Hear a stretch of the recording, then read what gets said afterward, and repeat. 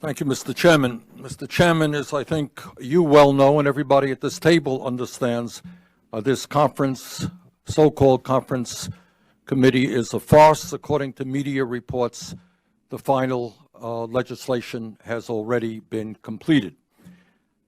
This legislation, which will have a major impact on our economy, has not had one public hearing. Not hearing from economists, from governors, from mayors, from the business community, from ordinary Americans as to what the impact of this legislation will be. This is legislation written for wealthy campaign contributors, and I want to congratulate some of my Republican colleagues for being honest about that. What they said publicly is if they don't pass this bill, their wealthy friends will stop contributing. I appreciate that honesty. This legislation, in fact, not only had no public hearings, but it did have some 6,000 Washington, D.C. lobbyists working on it behind closed doors. Mr. Chairman, every poll that I have seen shows that by overwhelming numbers, the American people do not want this bill to be passed. They know that in the Senate bill, in the midst of massive income and wealth inequality, 62% of the benefits go to the top 1%, and 42% of the benefits go to the top 1/10 of 1%.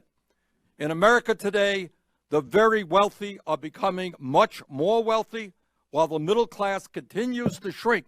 And your solution is to give 62% of the benefits to the top 1%. The American people also understand that at the end of 10 years, 83 million middle-class families will see their taxes go up under the Senate bill. They know that with 13 million Americans losing their health insurance, health care premiums on the individual market will increase by 10%. And they know that despite the Republicans telling us how concerned you are about the deficit is going to go up by $1.4 trillion over the next 10 years. And what the American people also are deeply concerned about is what House Speaker Ryan is talking about.